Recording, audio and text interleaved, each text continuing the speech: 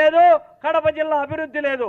రాజకీయ శూన్యత ఈ జిల్లాలో కొట్టొచ్చేట్టు కనపడుతున్నటువంటి నేపథ్యంలో మరి మనం ఏదైతే కలలు కంటా ఉన్నామో, దివంగత ముఖ్యమంత్రి డాక్టర్ వైఎస్ రాజశేఖర రెడ్డి గారు చేపట్టినటువంటి ఈ జిల్లాలో అభివృద్ధి పనులు ఎక్కడైతే ఆగిపోయాయో, ఆ ఆగిపోయిన పనులు మళ్ళీ ముందుకు నడవాలంటే మనం ఏదైతే ఆకాంక్షిస్తా ఉన్నామో, ఎక్కడైనా కడప జిల్లా వాళ్ళు కనపడితే దివంగత ముఖ్యమంత్రి డాక్టర్ వైఎస్ రాజశేఖర రెడ్డి గారు ఇటు రండి, నా దగ్గరికి రండి, మీకు వచ్చిన బాధలేంటో నాకు చెప్పండి, మీ సమస్యలేంటో నా సమస్యలుగా భావించి నేను పరిష్కారం చేస్తానని చెప్పి ఏదైతే చెప్తా వచ్చారో, అటువంటి ఆశయ సాధకురాలు, రాజకీయ వారసురాలు, నిజాన్ని నిర్భయంగా మాట్లాడగలిగేటటువంటి మన ప్రియతమ నాయకురాలు మన వైఎస్ షర్మిలారెడ్డి గారు ఇవాళ మన ముందుకు వస్తా ఉన్నారు.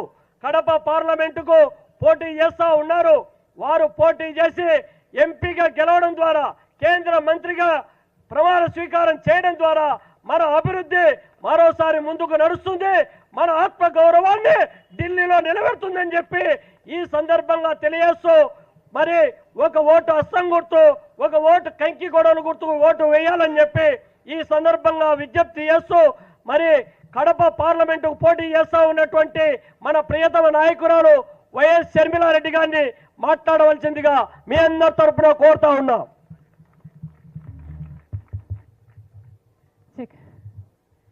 మండుటి ఎండను సైతం లెక్క చేయకుండా మా కోసం మీరు సమయం చేసుకుని ఎండలో నిలబడ్డారు.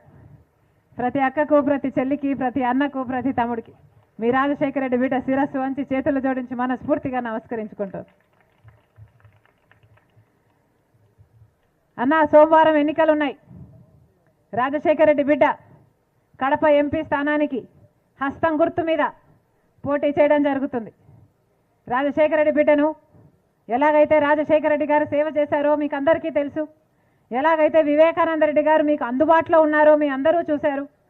ఈసారి రాజశేఖర రెడ్డి బిడ్డ కూడా మీ ఎంపీగా రాజశేఖర రెడ్డి గారు మీకు సేవ చేసినట్టుగా, వివేకానంద రెడ్డి గారు మీకు అందుబాటులో ఉన్నట్టుగా ఈ రాజశేఖర రెడ్డి బిడ్డ మీకు సేవ చేయాలని, అందుబాటులో ఉండాలని కోరుకుంటుంది.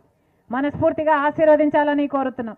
అన్నా, ఎంపీగా నన్ను గెలిపించండి. రాజశేఖర రెడ్డి బిడ్డ మీ బిడ్డ అవుతుంది, మీ బలం అవుతుంది, మీ బాధ్యతను తన భుజాన వేసుకుంటుంది.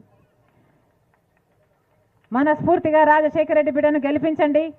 ఈ రాజశేఖర రెడ్డి బిడ్డ ఈ గడ్డ మీదనే బతుకుతుంది, ఈ గడ్డ బిడ్డలకు తన జీవితాన్ని అంకితం చేస్తుంది. మీ అందరికీ తెలుసు, 5 సంవత్సరాలుగా వివేకానంద రెడ్డి గారి హత్య కేసు విషయంలో ఇంతవరకు న్యాయం జరగలేదు.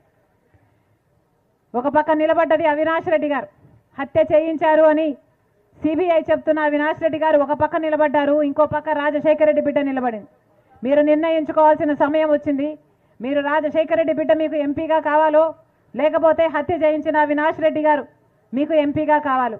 ఒక పక్క న్యాయం ఉంది, ఇంకో పక్క నేరం ఉంది. ఒక పక్క ధర్మం ఉంది, ఇంకో పక్క డబ్బు, అధికారం ఉంది.